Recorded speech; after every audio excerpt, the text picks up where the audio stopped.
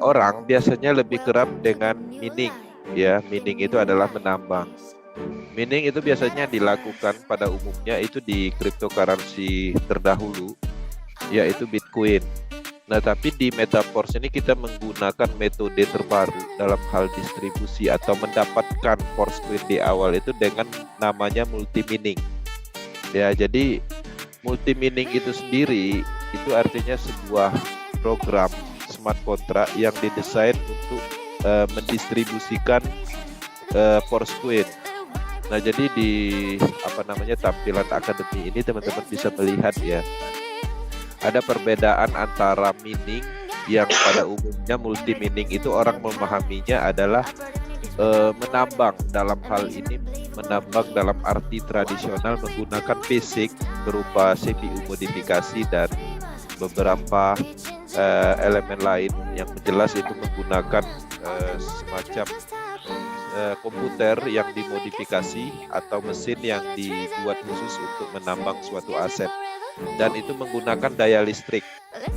Dan koin itu pada dasarnya seperti Bitcoin, Ethereum itu pada umumnya menggunakan pola itu. Nah, kalau untuk force coin, untuk mendapatkan force coin ini ada namanya di sini multi, ya, ada penambahan multi mining. Jadi program baru untuk mendistribusikan suatu aset cryptocurrency baru, penemuan dari Lado Oktanicom. Jadi dia menggunakan smart contract algoritma program namanya Dexahelfing, yang mana ini dia mendistribusikan secara bertahap, mikrobloknya akan open secara bertahap dan menaikkan nilai secara bertahap. Nah, ini yang dimaksud dengan multi mining yang ada di force coin. Nah, jadi kalau berbicara tentang multi mining, itu artinya cara untuk mendapatkan force coin di awal. Nah, jadi teman-teman bisa membeli dalam hal ini, membeli programnya. Programnya itu ada dua jenis program, coin set dan tier level. Tier level itu didapat dari network atau jaringan. Jadi kita bisa mendapatkan force coin ini dari sistem jaringan matriknya, atau kita bisa mendapatkan melalui smart contract khusus atau coin setnya berupa paket-paket force coin sesuai dengan level seperti itu, Bang. Jadi multi mining itu di force coin itu adalah cara untuk mendapatkan force coin di awal pada saat fase distribusi. Seperti itu ya, bisa dipahami? Kalau alatnya itu, Pak, alat untuk miningnya itu iya seperti apa gitu? Secara fisik atau cara ini digital gitu? Oke.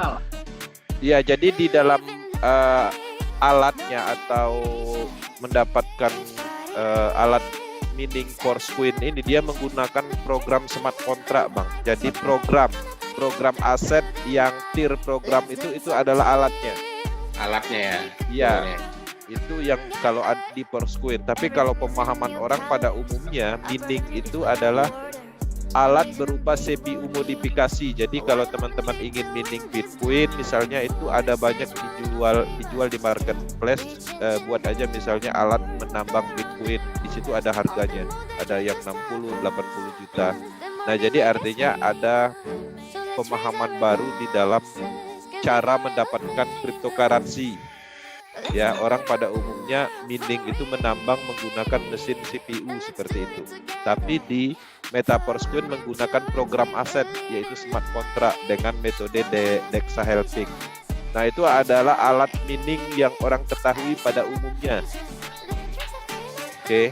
Nah, jadi dia berupa CPU yang dimodifikasi dan ada beberapa tingkat versi. Dan itu teman-teman bisa beli. Cara pengoperasiannya gimana, pastinya ada petunjuknya. Dan alat ini itu harus standby 1x24 jam tanpa mati listrik.